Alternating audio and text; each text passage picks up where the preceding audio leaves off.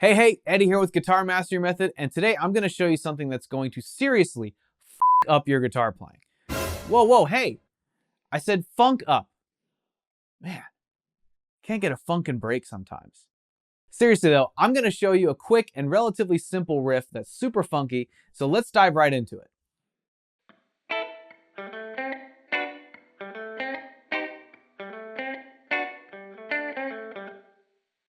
Now let's break down this riff and take a look at what makes it so funky. So it's got a couple elements that are very prominent in funk guitar, like chord stabs and muted notes, and there's a couple of little extra things that we can do to make it even funkier. But let's break it down. So starting with the very first part, what we're doing is we're going to be barring with our first finger across the fifth fret, right, on the bottom three strings, the G string, B string, and high E string.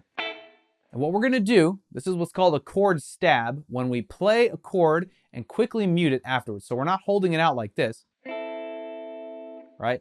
And we're not even really strumming it. We're playing it really fast, right? In the sense where in one motion, we want to knock all three of the notes, right? So it's not like a slow kind of strum. It's a straight up, right?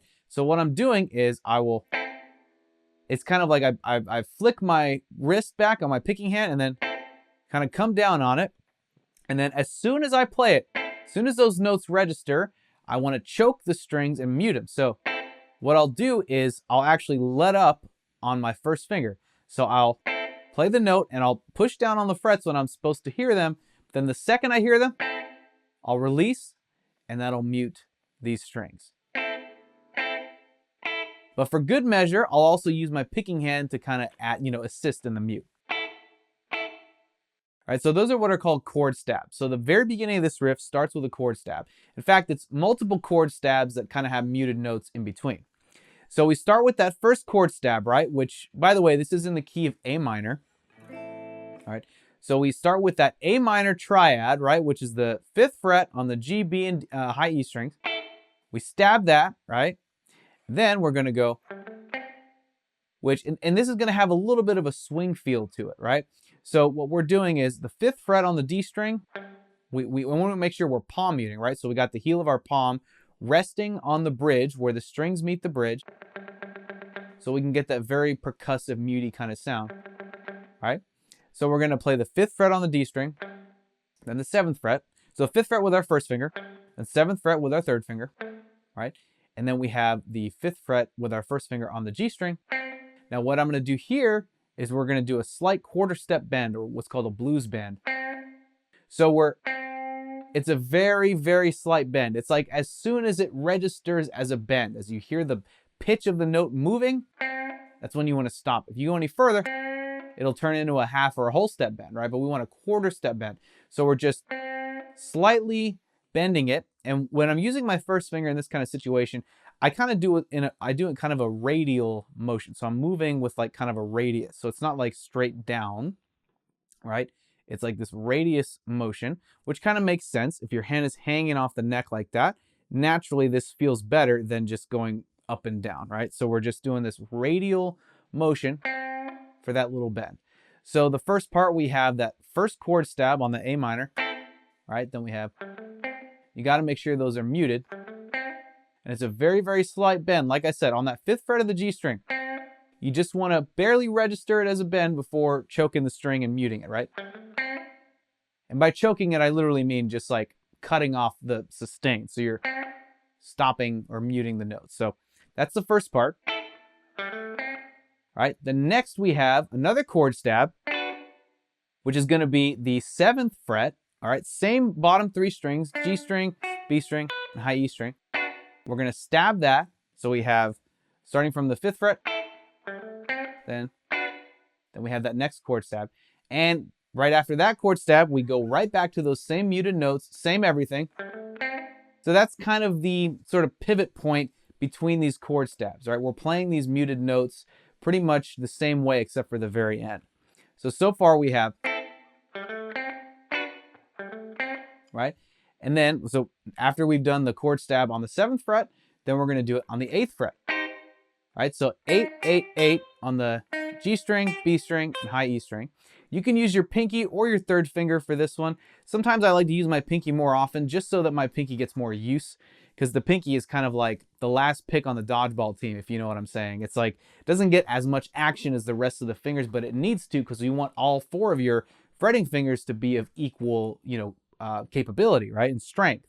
So I recommend using that. And it might be a challenge for you if you've never barred across 3 strings with your pinky before. It might be a new sensation, but a great thing to build more resistance in your fingers, right?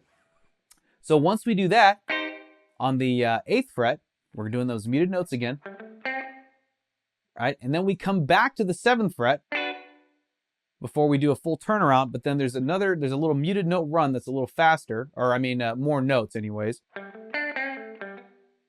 Right, so we're starting on the D string, 5, 7, and then we're catching the 7th fret of the G string, and then the 5th fret on the G string. We do that blues bend again, and then we do 7, 5 on the D string. So when you add that swing feel, it kind of gives it that sort of like,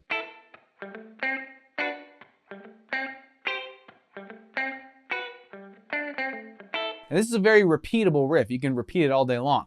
In fact, a lot of what funk guitar is just sort of the same riff or same like chord generally. If you think of James Brown, I heard an old story. I don't know if it's a real story or if it's a joke, but it makes a lot of sense, where I heard that when James Brown was auditioning guitar players, he was auditioning somebody, and he asked them if they can play the D9 chord, right, which is this chord. And the guitar player goes, yeah, I can play that chord. But then James Brown said, but can you play it all night long? Right? So meaning like just staying on that. That's a big part of funk guitar, is just like staying on that one chord and just really, you're getting more active with your picking hand than your fretting hand, right? But in this case, with this riff, we have a decent amount of movement, but we still have that kind of focal point of those muted notes kind of coming back to them, right? So to recap, so we got the 5th fret chord, right, on the G, B, and high E strings. Every single one of these chords or triads that we're playing are going to be over those strings. And then we got muted notes starting on the D string, 5, 7, 5, 7. And then we're doing a little blues bend on the 5th fret of the G string. All right. Then we're doing our next chord stab on the 7th fret. Then we're coming back to those muted notes. All right. Then we got the 8th fret with the chord stab. All right. Then back to 7. And then we're doing 5, 7 on the D string. And then 7, 5 with the blues bend on the G string. And then 7, 5. All right. And then it can completely pick up from there and continue to repeat. So you can go something like this.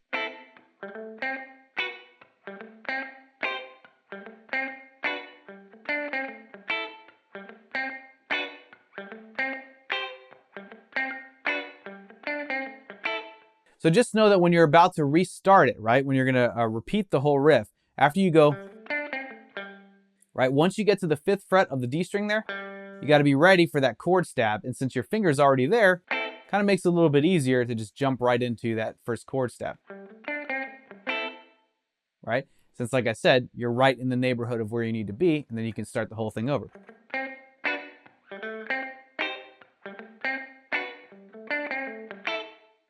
All right, so now let's talk about ways that we can make this even funkier.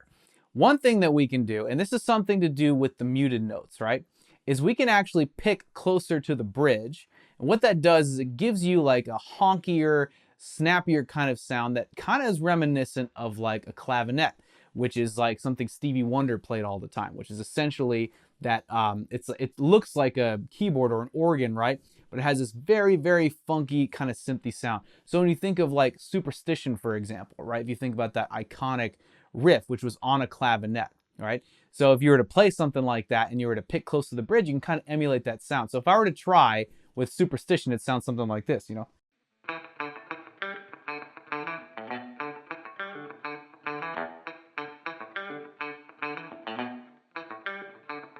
Something like that, right? So we can apply that same thing to these muted notes, right? So instead of picking them right where we normally would, right, we can bring it close to the bridge and it just adds that kind of honk to them, right? and that kind of makes them a little funkier, right? So when we do those stabs,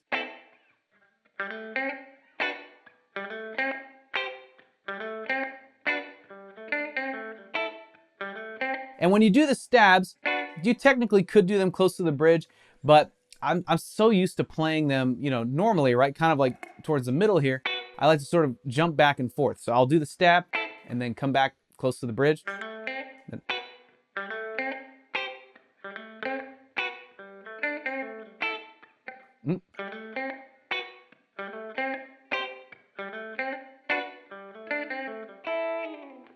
So that's one thing that you can do to make them a little funkier, or make the whole riff a little funkier. Another thing that you can do is actually mess with the timing a little bit. So I'm gonna actually pull up a metronome and I'm gonna show you how you can apply this riff to a normal, you know, 4-note click, and also what you can do when you decide to kind of change up the timing of a couple of those chord stabs. So I got my metronome app here and I have it set to 70 beats per minute. So that's preferably the tempo that we want for this riff. So what I'm going to show you is how this riff is going to sound on top of the metronome with the chord stabs on beat, right? So with every click, I'm going to be playing the stabs. And then I'm going to show you what I'm going to do to change up the timing and kind of make it even funkier. But check this out.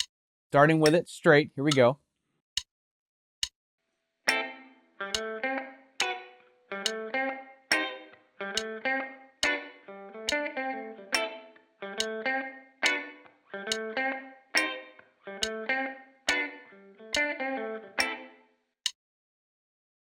So that's how it would sound normally, right? Every single one of those stabs landed on a click. So what I'm going to do now is I'm going to take every other stab, right, and I'm going to play it on an upbeat. So if you don't know what an upbeat is, right, every click of the metronome is a downbeat, just for reference, right? So every click is a downbeat, but there's empty space between each click, and that's where the upbeat can be found. So if we were to count just downbeats, it'd be something like this. It would be 4. 1, 2, 3, 4. 1, 2, 3, 4. Pretty straightforward, right? So if we're counting on each note, that's each of those notes is a downbeat. Now if I wanted to include upbeats, it'd be like this. 1 and 2 and 3 and 4 and 1 and 2 and 3 and 4, right? So those ands are the upbeats. So what I'm going to do is every other chord stab, I'm going to have it on an and, right? Or on an upbeat. And you'll see how it completely transforms the riff, even though I'm playing the exact same notes. It's a really cool thing about funk music is the way that you change up the timing, you change up what beat you actually attack the note. So now I'm going to get the metronome going again, and I'm going to play it like how I normally played it with every stab on the downbeat. But then I'm going to change it up, and I'm going to do the first and third stab on the upbeat. So it'll sound completely different. So check it out. Here we go. Here it is normal, right? With everything on the downbeat. 3, 4.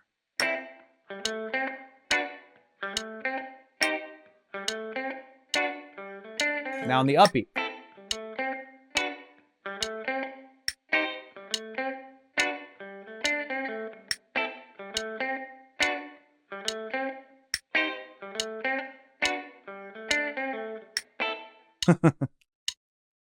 Definitely a lot to think about, but what I was doing was the first and third chord stab I was doing on the upbeat.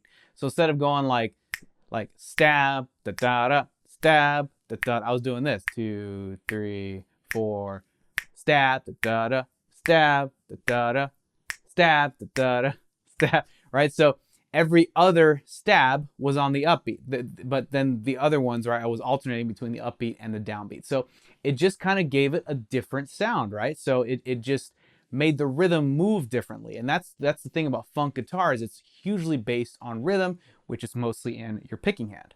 So in this video, we've covered some basic elements on what makes funk guitar, including a cool, catchy funk riff to go along with it.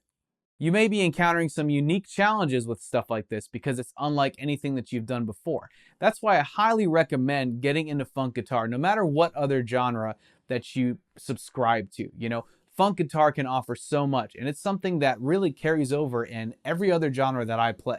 Like, for example, I play a lot of country music. That's kind of what I do most professionally. But I apply a lot of what I know about funk guitar into little things like that when it comes to, like, you know, chord stabs, muted notes, all of those elements, right? Picking towards the bridge and changing up the timing. All those little things actually have places in country guitar, believe it or not. But if in learning a new style like funk guitar, you find yourself reaching some speed bumps in your progress, it's probably because there's something that's stopping you from moving forward as a guitar player, and you're not quite sure exactly what it is. And you need to identify it, right, in order to break through it. So if that sounds like something you're experiencing, I got something that you need. A free survey that just takes 30 seconds that'll find out your #1 guitar progress killer. This has helped thousands of guitar players find out exactly what it is that's holding them back from getting better at guitar, and showing you exactly what steps that you need to take in order to bust through it right away. So be sure to click here to take the survey or check the link in the description box. If you enjoyed this lesson, be sure to hit that like button and consider subscribing to our YouTube channel right here. And be sure to check out our other relevant lessons right over here. I want to thank you so much for hanging out with me today. I hope you've enjoyed this lesson as much as I've enjoyed bringing it to you. I'm Eddie with Guitar Mastery Method, and I look forward to seeing you in the next lesson.